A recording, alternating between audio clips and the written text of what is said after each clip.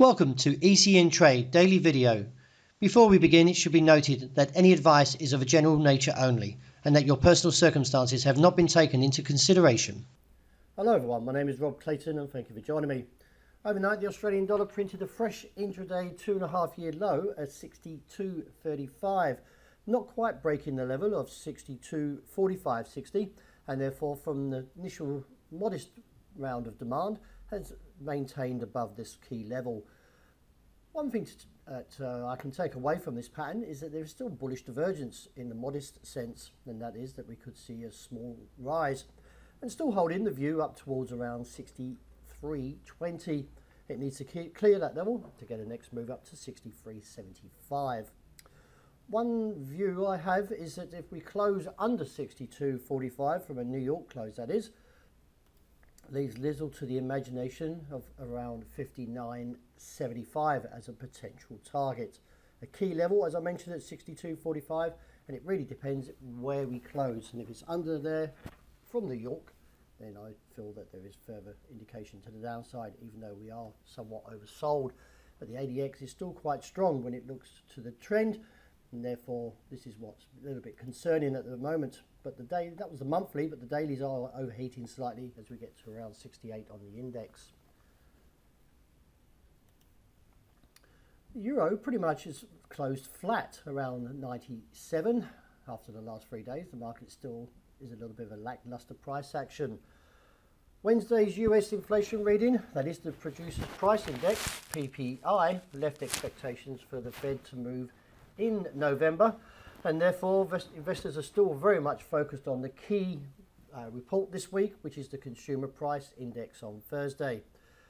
It is no doubt that the market will be very whipsawed, or a lot of turbulence for the US dollar as it trades around 113. But still keep an eye on Thursday's number, as it will be a key point to this week. Looking to the top side for the euro at the moment, is that the resistance is still holding around 97.45, and the key support at present is at 96.75, and below there is 96.20.25, and reassess. Well, it seems that the bulls are still carrying on and moving higher since the clearing of 145 and 146, and now trading around 146.85.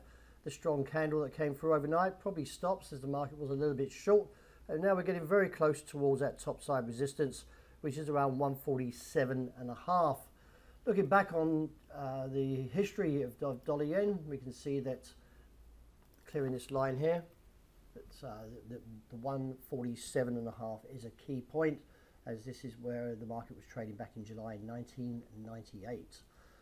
I'm still very much on my guard that the BOJ is very much watching the current price action, and like before with the market expecting to see the BOJ come in, I feel that they're going to surprise and maybe come in even harder to intervene, that is, and protect the yen weakness. So let's see how the market plays into today. Looking at sterling, well, the key level that I was looking at around 109.15.35 was rejected, and from there the market needs to continue today. We need to see a break of the midway point, and if so, would give further indication to the top side, looking towards 111.35.40 to 112.60.90. The gold price action, the market was a little bit firmer overnight since the break of 1,682, is that we are possibly going back to retest that region anywhere from around 1,686 to 88 with 76C minor. I'm not overly confident at this stage in terms of seeing a bullish breakout and see a rally on to 1,700. I feel there is still pretty much in terms of the pattern that we could see another down test eventually back to 1,655 and then reassess. Wrapping up with oil, well, the market, as I mentioned yesterday, did break a key point, and that was at 88.65, and from there we saw a further follow on to the downside, and now trading close around the 86 marker. In light of the pattern, I feel there is further risk to the downside, and leaves little imagination from how we look at this pattern that we could be looking down towards 84.5 or maybe to $81 a barrel. That wraps it for the morning. Thank you very much for joining me. And as always, look out for the intraday report and also the end of the day wrap.